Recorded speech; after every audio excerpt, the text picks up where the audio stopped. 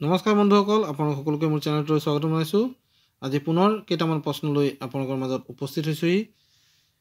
আজি আমি 15টা প্ৰশ্ন আকৌ আলোচনা কৰিম। এই প্ৰশ্নসমূহৰ ভিতৰত নিশ্চয় আপোনালোকৰ প্ৰয়োজনীয় প্ৰশ্ন থাকিবই। প্ৰথম প্ৰশ্নটো হ'ল দ্য বুক মাৰিয়াম অষ্টিন অথবা Hira Barua is written by. Mariam Austin অথবা হীৰা বৰুৱা নামৰ কিতাপখন লিখা হৈছিল বা কোনে লিখিছিল? হীৰেণ গোহাঁই, ৰীতা চৌধুৰী, অৰূপা কলিতা পটংগীয়া, ৰবীন্দ্ৰ চৰকাৰ। এই চাৰিটা অপশ্যনৰ ভিতৰত শুদ্ধ উত্তৰটো মোৰ মতে চি হ'ব লাগে, অৰূপা কলিতা পটংগীয়া। এইটোৱে হ'ব শুদ্ধ উত্তৰ, অৰূপা কলিতা পটংগীয়া। আপোনালোকে চাওক, অৰূপা কলিতা পটংগীয়াই শুদ্ধ উত্তৰ। নেক্সট প্ৰশ্নটোলৈ গৈছোঁ। Which Assamese film bag the national film award 2014? 2014 চনত ৰাষ্ট্ৰীয় ফিল্ম পুৰস্কাৰ লাভ কৰা অসমীয়া বোলছবিখন কি আছিল? অপশ্যন দিয়া আছে বসুন্ধৰা, অথেলো, বন্ধন আৰু অজেয়।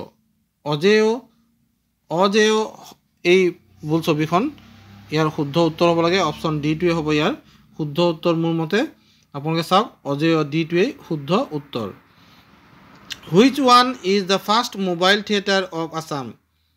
ভ্ৰাম্যমান থিয়েটাৰ, অসমৰ প্ৰথমখন ভ্ৰাম্যমান থিয়েটাৰ কোনখন আছিল? আপোনালোকে বহুতে জানেই যে কহিনুৰ থিয়েটাৰ ইয়াৰ শুদ্ধ উত্তৰ হ'ব লাগে। কহিনুৰ থিয়েটাৰ, চি অপশ্যনটোৱে হ'ব শুদ্ধ। Shobha Brahma was associated with. Shobha Brahma কোনটোৰ লগত জড়িত? আমাক সুধিছে theatre, fine art, music, football. Shobha Brahma fine আৰ্টৰ লগত জড়িত এগৰাকী বিখ্যাত মহিলা, আৰু বি অপশ্যনটোৱে ইয়াৰ শুদ্ধ উত্তৰ। লাচিত দিৱস ইজ চেলিব্ৰেটেড অন। ইয়াত দিয়া আছে লাচিত দিৱস কোন তাৰিখে উদযাপন কৰা হয়? 24 নৱেম্বৰ। 14 নৱেম্বৰ নহয়, 24 নৱেম্বৰ। ডি অপশ্যনটোৱে হ'ব ইয়াৰ শুদ্ধ উত্তৰ।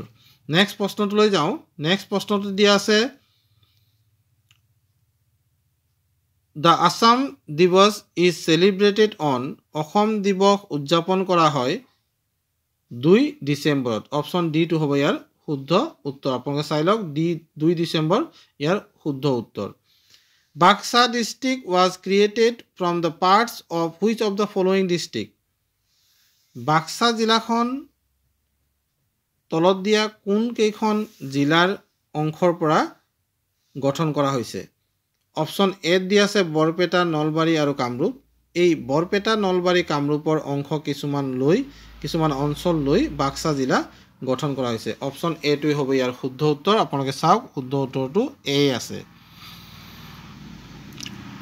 ইন টাৰ্মছ অফ এৰিয়া, ক্ষেত্ৰফলৰ ওপৰত ভিত্তি কৰি the smallest district of Assam, অসমৰ আটাইতকৈ সৰু জিলাখন কোনখন? চিৰাং, চাউথ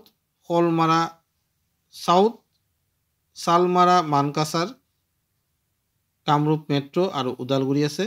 বি অপশ্যনটো মোৰ মতে শুদ্ধ হ'ব লাগে, চাউথ শালমাৰা, মানকাছাৰ। অপশ্যন বিটোৱেই শুদ্ধ। Who is the recipient of Bishwaratna doctor Bhupen Hazarika international solidarity award in 2015? 2015 বৰ্ষত বিশ্বৰত্ন ডক্টৰ ভূপেন হাজৰিকা আন্তঃৰাষ্ট্ৰীয় ছলিডেটাৰী এৱাৰ্ড লাভ কৰিছিল। ইয়াৰ শুদ্ধ উত্তৰটো হ'ব অপশ্যন ডি, অদূৰ গোপালকৃষ্ণন। এইটো শুদ্ধ উত্তৰ, ডি অপশ্যনটো আপোনালোকে মনত ৰাখিব। Who among the following is the first Assamese translator of the Ramayana? ৰামায়ণৰ প্ৰথম অসমীয়া অনুবাদক কোন আছিল? এই প্ৰশ্নটো প্ৰায় পৰীক্ষাত অহা আমি পাইছোঁ। ইয়াৰ শুদ্ধ উত্তৰটো হ'ব মাধৱ কন্দলী, বি অপশ্যনটো।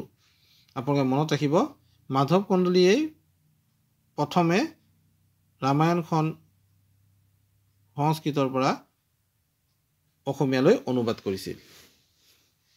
হু is the first Assamese women to be awarded by the Sangeet Natak academy? সংগীত নাটক একাডেমীৰ দ্বাৰা পুৰস্কৃত প্ৰথমগৰাকী মহিলা কোন আছিল? তেখেত আছিল প্ৰতিমা পাণ্ডে বৰুৱা অপশ্যন চিত দিয়া আছে আপোনালোকে চাই লওক অপশ্যন চিটোৱে হ'ব ইয়াৰ শুদ্ধ উত্তৰ option C Pratima Pandey Barua next প্ৰশ্নটো আছে দ্য ফাৰ্ষ্ট নভেল বাই ৰজনীকান্ত বৰদলৈদেৱে লিখা প্ৰথমখন উপন্যাসৰ নাম কি আছিল মিৰি জীয়ৰী বি অপশ্যনত দিয়া আছে আপোনালোকে চাই লওক বি অপশ্যনটোৱে ইয়াৰ শুদ্ধ উত্তৰ during which Ahom reign the Saraighat battle was ended with decisive win over Mughal.